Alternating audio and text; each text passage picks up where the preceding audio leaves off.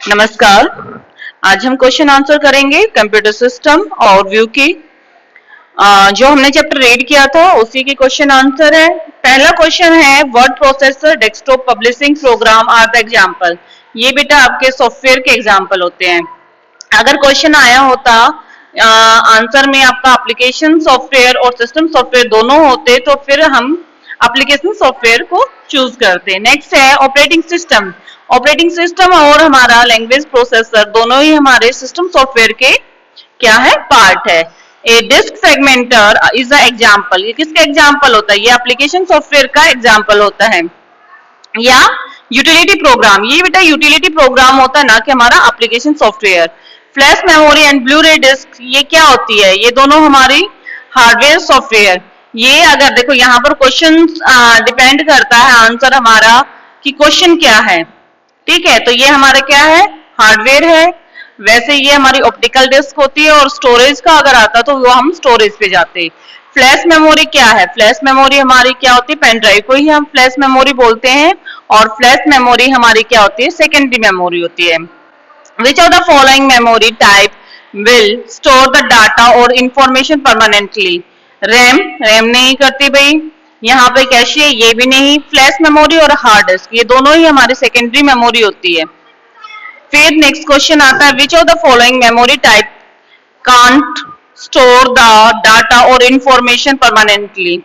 कौन सा होता है मेमोरी टाइप जो हमारा इंफॉर्मेशन को परमानेंटली स्टोर करता है? नहीं करता। रैम, रैम नहीं करता। Cache, flash memory, hard disk. तो हम किस में जाएंगे? रैम में जाएंगे। कैश क्या होता है? कैश मेमोरी भी आपका रैम का ही पार्ट होता है। और रैम में अगर हम डिवाइड करते हैं स्टैटिक और डायनामिक तो वहां पर एस, अगर आपका यहाँ पर रैम ऑप्शन नहीं होता तो हम किस ऑप्शन पे जाते? हम कैसे वाले ऑप्शन पे जाते। नेक्स्ट है fill in the blanks. That is refer the logical structure of the computer describe and their interconnection and dependency. हमने कंप्यूटर ऑर्गेनाइजेशन होता है, कंप्यूटर ऑर्गेनाइजेशन में ही होता है।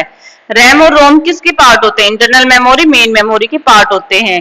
कौन कंट्रोल करता है? आपका थर्ड है रिस्पॉन्सिबल कैरिंग अर्थमेटिक और लॉजिकल ऑपरेशन, एएलयू करता है। और सीपीयू को सुपरवाइज और कंट्रोल कौन करता है? हमारा सीयू कंट्रोल यूनिट करता है। नेक्स्ट है the small memory provide. CPU के अंदर होती है, रजिस्टर होते हैं। और जैसा कि मैंने आपको पहले ही बताया था रजिस्टर हमारे जो होते हैं वो हमारे सबसे फास्ट होते हैं एज कंपेयर टू हमारे कैश मेमोरी से भी फास्ट होते हैं। फिर और इसका जो होता है ये स्पेस भी आपका कम होता है as compare to cache memory. Cache memory से कम स्टोरेज होता है। Dash memory is special high speed memory storing the most recently. देखो कोई चीज मोस्ट रिसेंटली हम यूज करते हैं तो वो हमारे कैश मेमोरी में जाकर स्टोर हो जाता है। The power unit of the mobile system battery पे डिपेंड होता है।